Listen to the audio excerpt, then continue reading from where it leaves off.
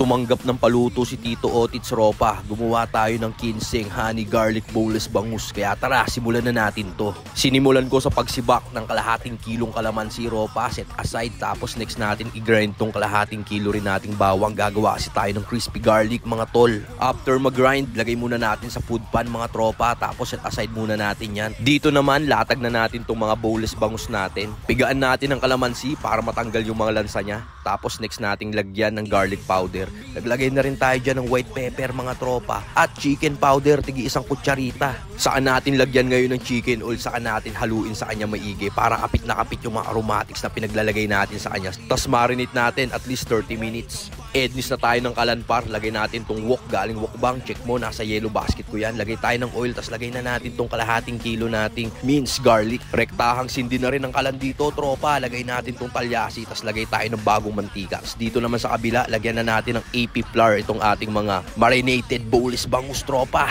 Tapos tampal-tampalin natin yung mga bangus natin para kapit na kapit. Tapos syempre yung uminit yung mantika, linagay na natin tong mga boneless bangus natin.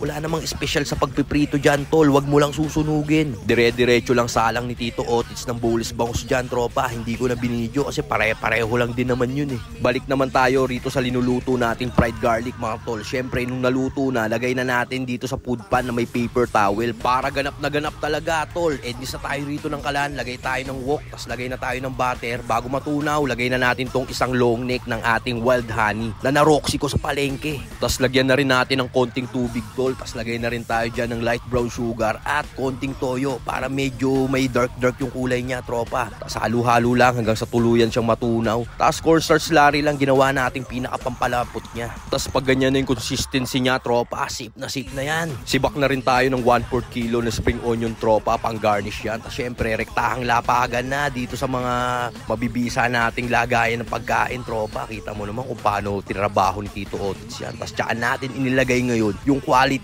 na honey sauce. Isa kasi to sa mga nagustuhan ni Boss Migoy nung linapagan ko siya nito nung nag-inumang kami rito sa bahay. Nagustuhan, kaya yan, nagpaluto siya. Papa-giveaway daw niya yan sa mga solid niyang kapanalig. Nilagyan natin ng maraming fried garlic yan, tropa, para honey garlic talaga yung datingan. Tapos syempre, naglagay na rin tayo ng generous amount ng spring onion para talagang ganap na ganap. Itsura pa lang tol, talagang naaagutom na. Pwedeng ulam, pwedeng pulutan. Bahala ka na kung anong gusto mong gawin dyan. O paano, papaasa ko na to kay Boss Migoy. Yon mga tol, ito na yung order ni Boss Migoy. Tol, salamat sa tiwala. Tol, thank you talaga tol. Tol, ano lang, kaya ganito, pag-giveaway ko to sa mga supplier ko, mga kaibigan ko, this holiday season. At syempre, wala akong ibang pinagkatiwalaan kundi si Tito Check. Gawa ng, tol, ako unang nakatikim niyan tol. Napakasarap. Pabisa. Tol, para sa lahat ng bibigyan ko nito, ayan, Tito Check yan ha. Naman, hindi pa enjoy nyo. Ayan, napakabisa nito Tito Check. Muli, maraming salamat. Tol, salamat. Tol, salamat sa pagkakataon. Thank you sa suporta mo sa akin tol. Tol, supportahan nyo lang yung kaibigan ko. Ang galing-galing talaga yan. So, maraming salamat. Happy New Year, Tito Tol, Check. Happy New Year. Hanggang dito lang mga tol.